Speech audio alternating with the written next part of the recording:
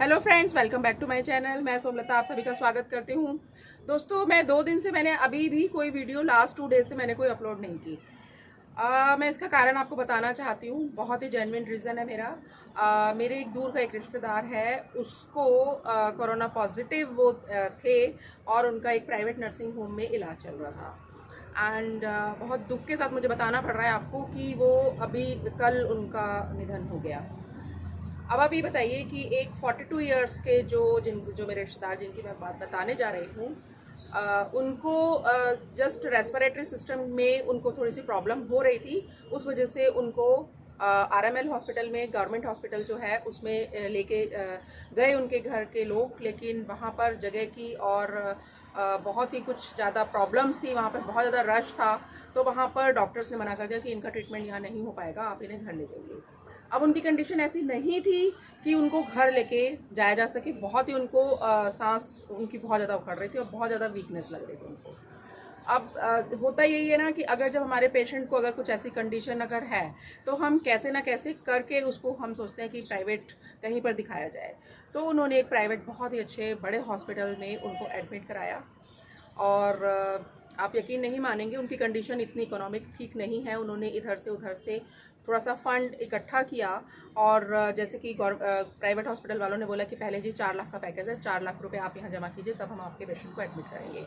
उन्होंने किसी ना किसी तरीके से 4 लाख रुपए का अरेंजमेंट किया और उनको एडमिट कराया। लेकिन उनकी कंडीशन 1 दिन, 2 दिन, 3 दिन, 4 दिन तक तो थोड़ी ठीक रही, बेहतर रही। लेकिन उसके बाद उनको वेंटिलेटर पे लेके डॉक्टर्स लेके चले गए और उसका रीज़न उन्होंने स्पेसिफिक कुछ दिया नहीं कि इनको क्या प्रॉब्लम है। और बाद में उनके लंग्स में कुछ ज़्यादा ही प्रॉब्लम जब हो गई, तो उनका फिर एक टेस्ट कराया गया। उन्होंने कहा कि शायद ये निमोनिया इनको हुआ है और इस वजह से उनको बहुत ज़्यादा प्रॉब्लम हो रही है, वेंटिलेटर पे भी कंटिन्यू रखना पड़ेगा। और पैसे का उन्होंने अरेंज करने के लिए बोला। उन्होंने, उनके घर वालों ने फिर दूसरा एक फ़ंड का अरेंजमेंट किया और 1 लाख या करीबन 1.5 लाख रुपए फिर डिपॉजिट किया। इस बीच में घर के सभी लोगों की, 4 लोग और हैं उनके घर में, उन सबका भी टेस्टिंग हुआ। 32,000 उनके टेस्टिंग में, जो कोरोना का टेस्टिंग होता है किट, उससे किया और वो पैसा भी उनका अलग से लगा। और उसके बाद जब उनकी कल डेथ हुई, तो होता है ना कि भाई अभी इनका कोरोना का फिर एक बार टेस्ट हो। और जब उनका कोरोना का टेस्ट उनका हुआ, तो वी ऑल शॉक्ड, क्योंकि उस रिपोर्ट में उनका कोरोना पॉजिटिव नहीं आया था। उन्होंने अपने सेटिस्फेक्शन के लिए पुराने रिपोर्ट्स को भी एक बार बाहर दूसरी लैब में सेकंड ओपिनियन के लिए जब चेक कराया, तो और भी ज़्यादा शॉकिंग न्यूज़ थी। क्योंकि जो पहला टेस्ट था वो भी उनका पॉजिटिव नहीं था। और इतने बड़े हॉस्पिटल में इतना बड़ा खेल जो उनके साथ हुआ, उन्होंने कहा कि जी ये कोरोना पॉजिटिव है, इनका ट्रीटमेंट वो होगा, जबकि वो सिर्फ और सिर्फ निमोनिया जो था उनका, वो निमोनिया का केस था। उन्होंने क्या ट्रीटमेंट दिया उसके बारे में कोई क्लैरिफिकेशन नहीं दिया गया। और इस तरीके से इतनी दुखद घटना के साथ, दुखद जो पूरा ये सब हुआ ड्रामा, उससे उनकी जो डेथ हुई, उससे हमारा घर, मेरे पड़ोस वाले, मेरे सारे रिश्तेदार इतने शॉक्ड हो गए कि 2 दिन तक हमें भी कुछ समझ में नहीं आ रहा था कि हम क्या करें। आज सुबह जब पता लगा, कल रात को न्यूज़ में भी आ रहा था कि उसमें बड़े बड़े हॉस्पिटल्स का दिखाया जा रहा था, एमएमसी का दिखाया जा रहा था कि वहाँ पर डेड बॉडीज़ एक के बाद एक रखी हुई हैं। तो वो बहुत ही कंफ्यूजिंग और माइंड को डिस्टर्ब करने वाली सिचुएशन थी। आप यकीन मानिए, मेरे घर में रात का डिनर कल किसी ने नहीं किया जब हमने ये न्यूज़ सुनी और देखी। रात भर हो गई, नींद नहीं आई। लेकिन आज जब सुबह उठे तो हमें यही लगा कि अरे इतना सब कुछ हमारे आसपास के हॉस्पिटल्स में, प्राइवेट हॉस्पिटल या गवर्नमेंट हॉस्पिटल्स में इतना सब कुछ हो रहा है, तो मतलब ये कंडीशन तो हमारे साथ भी आ सकती है, या मेरे पड़ोस को हो सकती है, या मेरे किसी एक दूसरे रिश्तेदार को हो सकती है। तो मुझे यही लगा कि इस चीज़ के बारे में मैं आप लोगों को थोड़ा सा और जागरूक करने की, हम सबको, हम हर हिंदुस्तानी को, क्या पूरे वर्ल्ड को ही हो रहा है, हम हिंदुस्तान की तो बहुत ही कंडीशन ख़राब है। मैं बहुत ही दुखी होती हूँ कि मतलब ये सारी कंडीशंस हमारे आसपास होती हैं और हम इतने हेल्पलेस होते हैं कि हम कुछ कर नहीं पाते, हमारे सोचने समझने की शक्ति खत्म हो जाती है। अभी मैंने आपको बताया था, लास्ट वीक में मेरे घर में कुछ ऐसी सिचुएशन हो गई थी, मुझे खुद कोल्ड हो गया था। लेकिन अभी मैं बताऊँ, मुझे 3-4 दिन से मुझे कुछ स्मेल नहीं आ रही है, बल्कि मेरे घर में बाकी लोगों को भी सब ये कह रहे हैं कि हमें ना किसी खाने में स्मेल नहीं आ रही या किसी चीज़ में नहीं आ रही।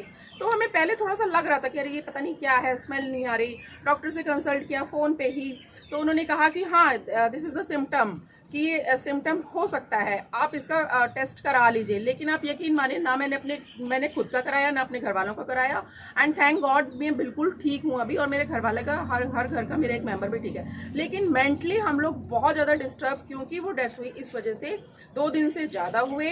तो मेरी सबसे यही रिक्वेस्ट है कि हमें अपने सोचने समझने की शक्ति को बिल्कुल तंदुरुस्त रखना पड़ेगा। जैसे इम्यूनिटी पावर हम लोग अपनी बूस्ट कर रहे हैं, हमें इम्यूनिटी पावर के लिए मैंने आपको लास्ट वीडियो में भी एक बताया था कि हम इम्यूनिटी पावर अपनी कैसे बूस्ट कर सकते हैं। देखिए, एक्वायर्ड इम्यूनिटी तो हमें सबको पता ही है क्या है, ठीक है। हमें उसको कैसे करना है, अपनी इनबिल्ट तो हमारी है, हमें एक्वायर्ड इम्यूनिटी को कैसे बूस्ट करना है वो सोचने समझने की एक बात है। हमें गर्म पानी बिल्कुल नहीं छोड़ना, याद रखिए। काढ़ा बनाकर जरूर पीना है, उसमें आप दालचीनी, लौंग, काली मिर्च, तुलसी, अदरक, इन सबको डेली के डेली आपको लेना ही है। लेना कम से कम दिन में 2 बार नहीं, 3 बार नहीं, कम से कम 5 बार आप हर घर के मेंबर को, अगर छोटे बच्चे हैं तो आप उनको स्पून से 1-1 चम्मच दे सकते हैं। बड़े लोगों को कम से कम 5 कप या 5 मतलब लगा लीजिए 1.5 लीटर आपको गर्म पानी पीना ही पीना है एवरीडे, या आपको मतलब रूटीन बना लीजिए, ठीक है। आप ग्रीन टी ज़्यादा से ज़्यादा लीजिए, क्योंकि वो एंटीऑक्सीडेंट होती है। जरूर से जरूर अपने डेली डाइट में शामिल कीजिए, मॉर्निंग टू इवनिंग। और उसके बाद आप ये देखिए कि आपको मेंटली स्ट्रांग इस कंडीशन में जरूर होना ही होना है, तभी हम कोरोना से बच पाएंगे। अदरवाइज ये जो हमारी जो लड़ाई है, ये हमें फिजिकली रूप से नहीं लड़नी, हमें मेंटली रूप से लड़नी है। आपको ये दिमाग को बिठा लीजिए कि हमें कोरोना के साथ ही जीना है तो जीना है। चाहे अनलॉक पीरियड खुल गया है, अच्छे से हो गया है, लेकिन आप जैसे लॉकडाउन के नियमों का पालन कर रहे थे, मेरी सबसे एक हम्बल रिक्वेस्ट है, प्लीज और प्लीज, अगर बहुत जरूरी है तो ही आप घर से बाहर निकलिए। देखिए, जान है तो जहान है। अगर आपकी जान से बढ़ के अगर आपको लगता है कि कोई काम करना है, तो ही उस कंडीशन में आप काम कीजिए, अदरवाइज आप घर में ही रहिए। ऑनलाइन अगर कुछ आप मंगा सकते हैं घर में, इवन राशन, ग्रोसरी का आइटम, तो आप ऑनलाइन ही मंगाइए। वेजिटेबल्स आप घर में ऑनलाइन ही मंगाइए। बहुत जरूरी है, अगर जॉब पर निकलना है तो बिल्कुल सावधानी से निकलना है आपको। Social distancing, mask and gloves, आपको ये सब हमारे तो दिनचर्या में शामिल हो ही चुका है। ये सब बताने की तो कोई जरूरत है ही नहीं, क्योंकि अभी ये तो सब हमें सबको पता है कि हमें कैसे सोशल डिस्टेंसिंग रखनी है, मास्क का कैसे यूज करना है, हैंड सैनिटाइजर कैसे यूज करना है। तो मेरी सभी से हम्बल रिक्वेस्ट है कि प्लीज और प्लीज इस समय में धैर्य रखिए और एक दूसरे का सपोर्ट कीजिए, तभी हम इस कोरोना जैसी लंबी लड़ाई से जीत सकते हैं। अगर आपको मेरी ये बातें पसंद आ रही हैं, अगर आपको लगता है कि ये बातें हम दूसरे को शेयर करेंगे, दूसरे का भी भला हो, तो प्लीज़ इस वीडियो को अपने सभी फ्रेंड्स को, सभी रिलेटिव्स को शेयर कीजिए, ताकि सब लोग इस लंबी लड़ाई से कुछ ना कुछ हद तक हम लड़ सकें और एक बेहतर आगे अपना भविष्य बना सकें। Thank you.